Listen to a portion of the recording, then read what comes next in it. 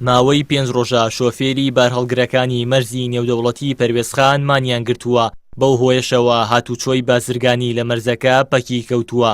هەروەها ئەمڕۆ لە بەردەم ئیدارەی گەرمیان خۆپیشاندانێکیان ئەنجامدا و نیگەرانی خۆیان لە خراپی مامەڵەی بەڕێوەبەری مەرزەکە و ڕێگری و ئەستەنگەکانی بەردەم کارەکانیان دەربڕی.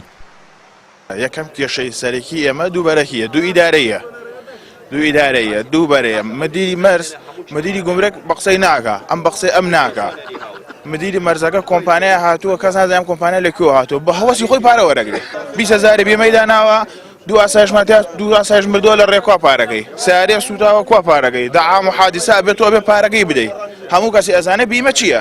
بیمە یعنی قەرەبوو دەکرێتەوە، 1 دینار قەرەبوو نییە. بە بەتاڵی لەسەر قەپان پارەت لێ وەرەگرێ، وەسلێکە دووەگا 20,000 لێ وەرەگرێ. ئەمە معنای چی؟ مەرزی پەروێزخان هیچ خزمەتگوزاریی تیا نەماوە، جادەوبانی نەماوە، ئەهمالیان کردە، دوو کەس ئەهمالی کردە، دوو بەڕێوەبەرە. ئەم دوو بەڕێوەبەرە مەسەلەی ئایا حیزبایەتیە، ئایا مەسەلەی غەرەز شەخسیە، ئایا هەر شتێک هەیە بۆ سایەک بێدە زەحیە.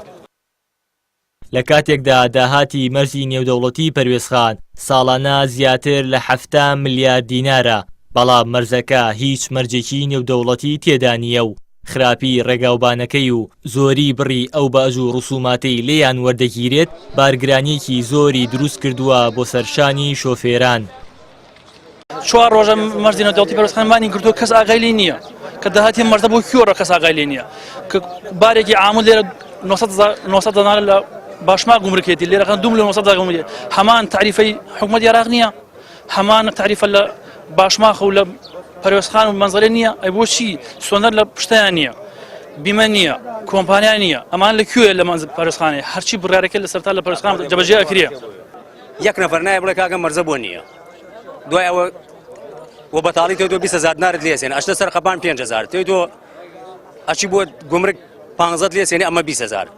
ئێمە چەنەگاننا ئەو خاک و خۆڵایەکی هەر پرسیارمانێ نەگا بێژە کاکە ئەرێوە شوێنێکتانەیە مزگەوتەکەش وڵای خەڵ لە ڕێخوا کردێتی. لانێکی جێبەجێکە لە بەرامبەردا بەڕێوەبەری مەرزی نێودەوڵەتی پەروێزخان ڕایدەگەیەنێت بەشێکی داواکاری شۆفێران لە دوای جەژنی ڕەمەزانەوە جێبەجێ دەکرێت و هەوڵ دەدرێت ئەو کێشانەی ئێستا هەیە بەرەو کەمبوونەوە بچێت.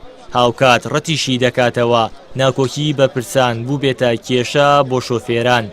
ئێمە وەکو دەواازە ینی لانێکی جێبەجێکارین، ئەو بڕیارانەی کە لە حکوومەتی هەرێم بە تەزدی ینی بە تەنسیق لەگەڵ حکوومەتی عێراق بە خۆتان نەزانین ئێستا تاریفەی گومرگیەیە بە تەنسیق ئەمە جێبەجێکرێت و بۆ قانون و ئێمەش لە هەفتەی دووەوە بۆ خۆتان دەرجاراگانەکان و هەموو هاوڵاتیان هەرێمی کوردستان سەنەیەک تاریفە جێبەجێکرێت. بەڵام بەداخەوەی کە مشکلی هاتوۆتە پێشمان ئێمە وەکو دەواازەی پەروێزخان فەرقمانێ لەگەڵ دەواازەکانی تر هەرێمی کوردستانە نزیکترین مەرز لێمانەوە مەرزی مەنزەریەیە کە سەر بە حکوومەتی فیدراڵە. بەداخەوە ئەبینین کە بەشێکی زۆری بارەکانی ئێمە ڕۆشتە ئەو مەرزەوە گومانێکی گەورەی دروست کردووە لامە. ئەم گومانە منوەکو بەرپرسیارەتێکی حکوومەت وایە بینیم تەمان بەشێکی زۆری بەڵکەکان لای شۆفەرە بەڕێزەکانمانەیە کە بە معلومات گرتوویانە. ئێمە ئەڵێن ئەم بارانە ئەگەر بڕیار وایە یەک تاریفەی گومرگی جێبەجێ بکرێ خێرێ ڕۆشتە هەموو مەرزی مەنزەریەوە. مەرزی نێودەوڵەتی پەروێزخان لە ساڵی 2011ەوە کراوە بە نێودەوڵەتی، یەکێکە لە مەرزە پڕداهاتەکانی حکوومەتی هەرێم. بەڵام تا ئێستا ڕێگای مەرزەکە کە تەنیا 37 کیلۆمەترە نەتوانراوە چاک بکرێت و بۆتە مەترسی بۆ شۆفێران. هاوکات بەشێکی زۆری داهاتی مەرزەکە تا ئێستا نازانرێت چۆن و بۆ کێ و لەکوێ سرف دەکرێت. هاوار محەممەد، کەناڵی ئاسمانی پەیام، گەرمیان.